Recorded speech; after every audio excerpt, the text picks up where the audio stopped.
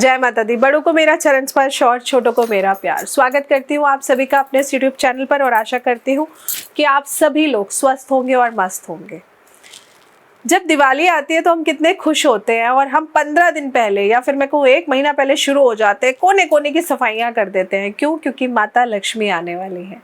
ठीक इसी तरह जब नवरात्रि आने वाली होती है ना, तो भी हमारे लिए बहुत ज़रूरी हो जाता है कि हम अपने घर के कोने कोने की सफाई करें। नवरात्रि आने से पहले कुछ चीज़ों को ना आपको घर से बाहर निकाल देना चाहिए, क्योंकि नवरात्रि 9 दिन हमारी माँ दुर्गा के 9 स्वरूप में अलग अलग देवियाँ जो कि हमें हर तरह से सुख शांति समृद्धि का वरदान देती है। तो ऐसे में नवरात्रि आने से पहले सफाई करना तो उतना ही ज़रूरी हो जाता है जितना ज़रूरी कि हम दिवाली की सफाइयों को समझते हैं। तो नवरात्रि आने से पहले घर से आपको कुछ छोटी छोटी चीज़ें निकाल कर बाहर फेंकनी है। यही मैं आपको याद दिलाने आई हूँ। और अगर आप ऐसा नहीं करेंगे तो आपको आर्थिक नुकसान झेलना पड़ेगा। इस साल चैत्र नवरात्रि बुधवार 22 मार्च से लेकर के 30 मार्च तक रहने वाली है। हिंदू पंचांग के अनुसार चैत्र माह के शुक्ल पक्ष की प्रतिपदा तिथि से नवरात्रि और हिंदू धर्म में इसका विशेष महत्व है, ये हम सभी जानते हैं। नवरात्रि में माँ दुर्गा के पधारने से पहले घर की अच्छी तरह से साफ सफाई होनी बहुत ही ज़्यादा ज़रूरी हो जाती है। ऐसा कहते हैं कि साफ सफाई के बिना घर में देवी की उपासना का शुभ फल नहीं मिलता है। नवरात्रि से पहले साफ सफाई में कुछ खास चीज़ों का बहुत ज़्यादा ध्यान रखना पड़ता है कि वो घर के अंदर बिल्कुल नहीं होनी चाहिए। कुछ ऐसी खास चीज़ें हैं जिन्हें घर से बाहर निकाल देना ही हम सबकी भलाई होती है। तो आइए बताती हूँ ऐसी कौन कौन सी चीज़ें हैं, क्योंकि अगर वो चीज़ें आपके घर में हैं तो ये बहुत ही अशुभ माना जाता है। तो आइए जानते हैं उन चीज़ों के बारे में कि वो कौन सी चीज़ें हैं। सबसे पहली चीज़, आपके घर में खंडित मूर्तियाँ बिल्कुल नहीं होनी चाहिए। अक्सर खंडित या खराब देवी देवताओं की मूर्ति को हम घर में एक तरफ रख तो देते हैं, लेकिन हम उन्हें घर से नहीं निकालते। हम सोचते हैं अच्छा चलो बाद में जब मौका लगेगा तब घर से निकाल देंगे, या फिर हम सोचते चलो पूजा नहीं करते, मूर्ति तो बिल्कुल ठीक है, छोटी सी तो कहीं से टूटी है, शो पीस की तरह रख देते हैं। लेकिन मूर्ति तो मूर्ति है और अगर वो हल्की सी भी चटक गई तो वो खंडित हो जाती है। तो ऐसे में अगर आप अपने घर में इस प्रकार की मूर्तियाँ रखते हैं तो ये वास्तु दोष बनाती है, बहुत बड़ा वास्तु दोष। तो ऐसे में आपको अपने घर से खंडित मूर्तियाँ ज़रूर निकाल देनी चाहिए, क्योंकि ऐसे कहते हैं कि घर में रखी खंडित मूर्तियाँ दुर्भाग्य का कारण बनती हैं। ऐसे में इन मूर्तियों को तुरंत बहते हुए जल में प्रवाह कर देना चाहिए। इसके बाद दूसरी इम्पॉर्टेंट चीज़ है खराब खाना। घर के साथ किचन की सफाई भी बहुत महत्वपूर्ण होती है, क्योंकि नवरात्रि में माता रानी के 9 दिन के भोग आप इस रसोई घर से ही तो बनाएंगे, और रसोई घर अगर साफ सुथरा ना हो तो माँ अन्नपूर्णा की कृपा आपके ऊपर नहीं बनेगी। ऐसे में रसोई में कोई भी खराब चीज़ें या खाना जो खराब हो चुका है वो बिल्कुल भी मत रखिए, ये बहुत ज़रूरी है। उसे तुरंत बाहर निकाल कर फेंक देना चाहिए। घर में खाने पीने की खराब चीज़ें माँ दुर्गा को रुष्ट करती हैं। इससे घर में नकारात्मक ऊर्जा आती है और माँ दुर्गा घर में प्रवेश नहीं करती हैं। कई बार ऐसा देखा गया है कि हम खाना बना लेते हैं, रख दिया, फ्रिज में रखा हुआ है, आज नहीं खाएंगे कल खाएंगे, अच्छा आज मूड नहीं है, फिर उस टाइम कुछ और खा लिया, और बहुत पुरानी चीज़ें फ्रिज में रखी रहती हैं। ऐसा करने से आप घर में नेगेटिव एनर्जी को इनवाइट करते हैं। नेगेटिव एनर्जी क्यों? क्योंकि राहु देवता इन्हीं एनर्जीज में वास करते हैं, और अगर आपके घर में जितना ज़्यादा पुराना खाना रखा होता है ना, आप राहु देव की एनर्जी एक्टिवेट करते हैं। और जब भी ऐसा होगा तो आप देखिएगा कि हस्बैंड वाइफ के बीच में कभी भी अच्छा तालमेल नहीं बैठेगा, हमेशा कोई ना कोई परेशानी बनी रहेगी। तो अगर ऐसा है तो आज के बाद ध्यान रखिए। तीसरी इंपॉर्टेंट चीज़ है प्याज और लहसुन। चैत्र नवरात्रि हो या कोई भी नवरात्रि हो, माँ दुर्गा के 9 दिनों तक धरती पर जब रहती हैं तो इन 9 दिनों में माँ भक्तों के घर वास करती हैं।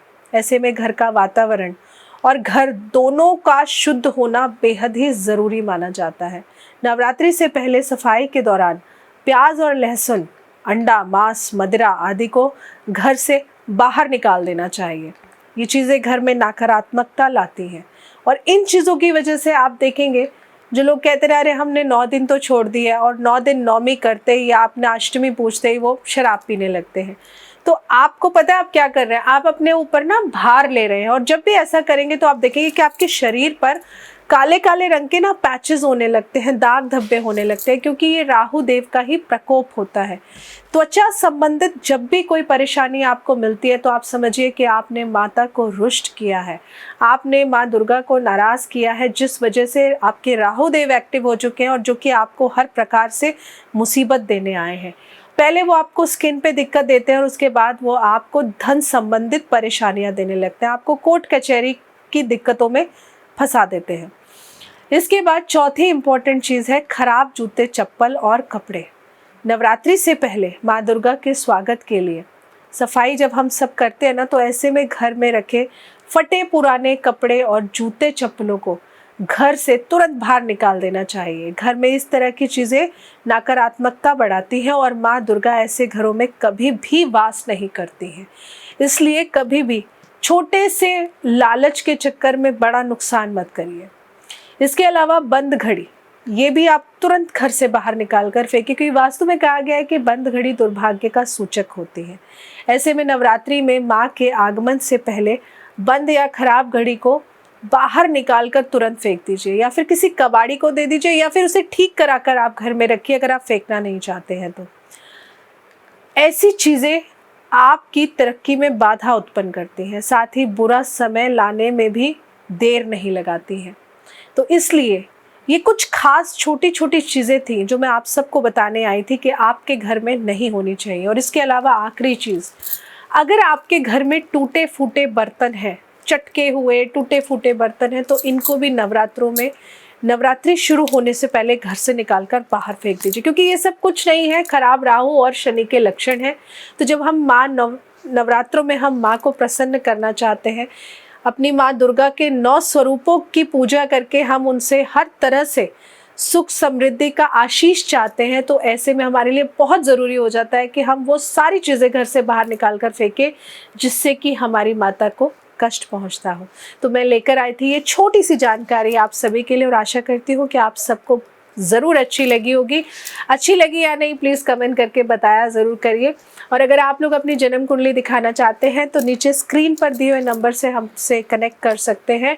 और हाथ जोड़कर फिर से विनती करूंगी कि फ्री अपॉइंटमेंट के लिए प्लीज़ मुझे कॉल मत करिए। हो सकता है शायद आप लोगों की फ्री अपॉइंटमेंट्स पहले अटेंड कर ली जाती थी, लेकिन मुझे इस एस्ट्रोलॉजी फील्ड में 21 साल हो चुके हैं और फ्री सेशन सिर्फ मैं लाइव में आकर देती हूँ, या फिर यूट्यूब पे मैं आपको हमारे चैनल पे जो रेमेडीज़ बता रही हूँ आप वो करके अपनी चीज़ों को रिलेट करके कर सकते हैं। लेकिन अगर ज़िंदगी में बहुत परेशानी है, आपको कहीं से समाधान नहीं मिल रहा है, तो मैं आप सबसे अनुरोध करूँगी कि एक बार, आप आग्रह कर रही हूँ, एक बार अपनी जन्म कुंडली दिखा के देखिए और उनको उपाय, छोटे छोटे उपाय आपको बताती हूँ वो करके देखिए। आप खुद कहेंगे कि आपकी ज़िंदगी में बहुत बड़ा बदलाव आया है।